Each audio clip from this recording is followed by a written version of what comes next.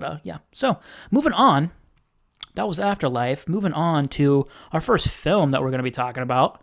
I'm talking about Portrait of a Lady on Fire. That's right. Yes, this film I put in my top 10 of 2019 discussion because I didn't see it at the time, and I thought maybe it could have cheated its way in there because I heard a lot about this film.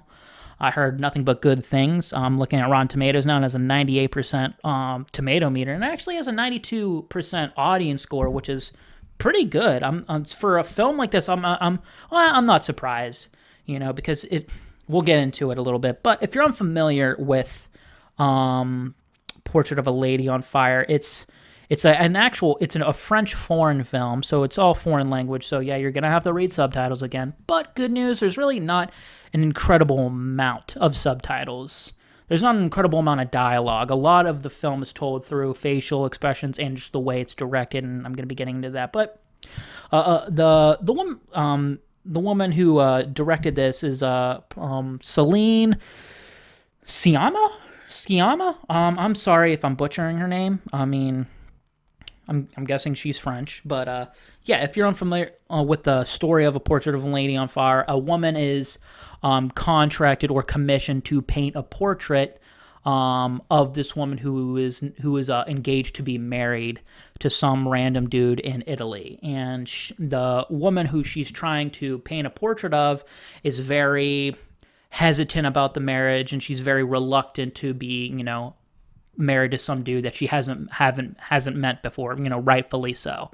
So the woman who's commissioned to paint the portrait is to show up just to be like under the guise of being a companion towards the said woman who is being a portrait, and the relationship develops, and it's very interesting. And that's kind of where it might not sound interesting, but let me tell you, it definitely is. The film is really I would say it was definitely in contention for my top 10 of 2019, but I probably wouldn't put it in there. It wouldn't be one of my favorites of 2019, but man, it would probably even be at the top of the fringe movies that I outlined in that video.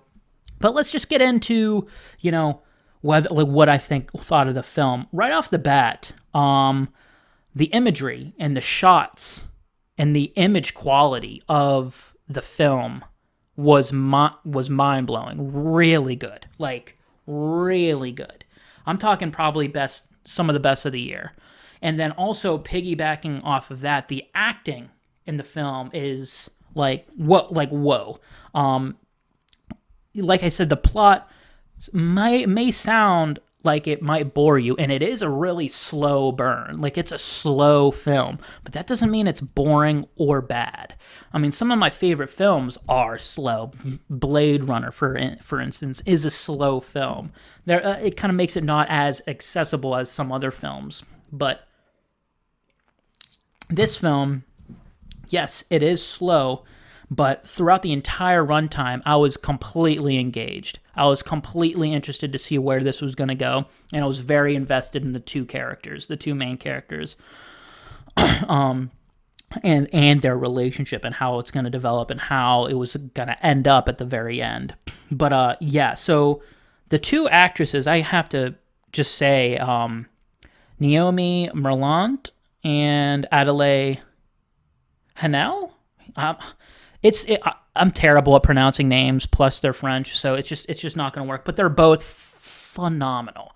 Like, a lot of people, kind of praise the whole Oscar Beatty performance where, they give this very emotional, long, drawn-out monologue to another character, and that's like, oh, that's the performance, that's the scene where it's going to be plastered everywhere for their Oscar campaign.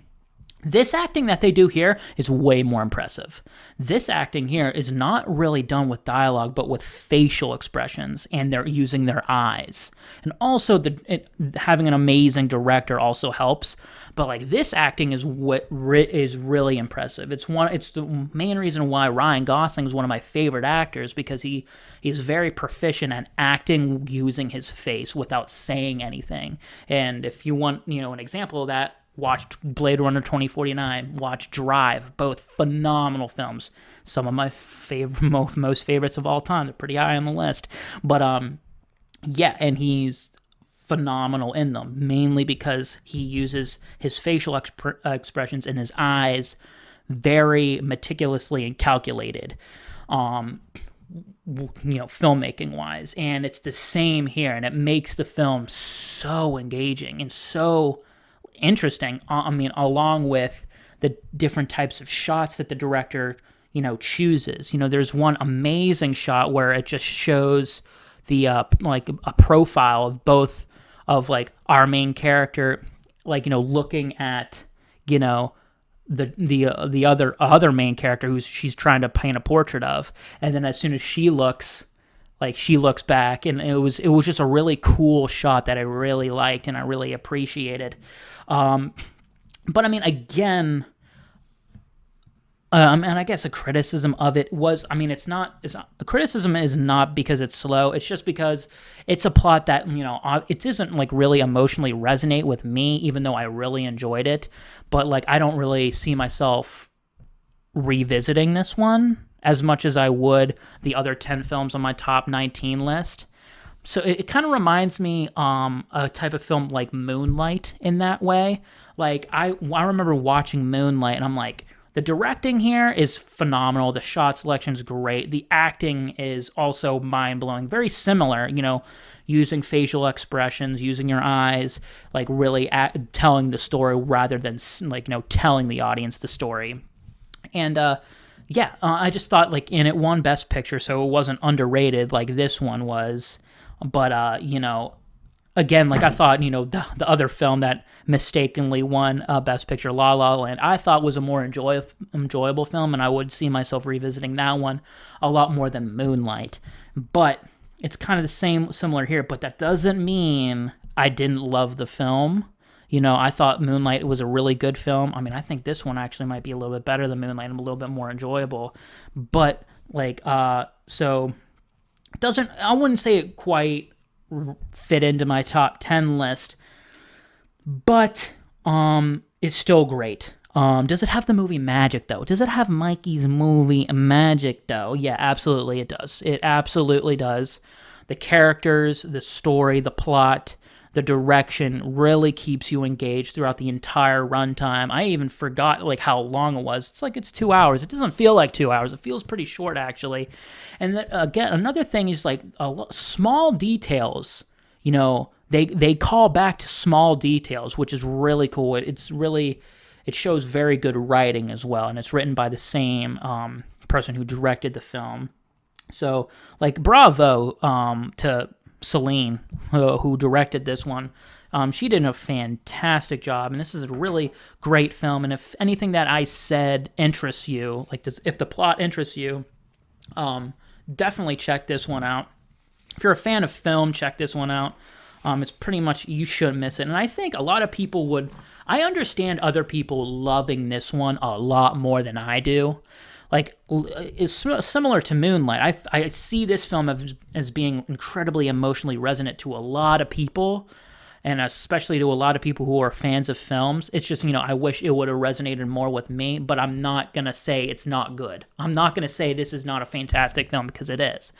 And it's the same with A Portrait of a Lady on Fire. It's phenomenal. So, and it doesn't waste any time as well. So, yeah, watch it. I watched it on Hulu. It's available on Hulu. I don't know if it's available on any other platforms, but if you have Hulu, definitely check this one out.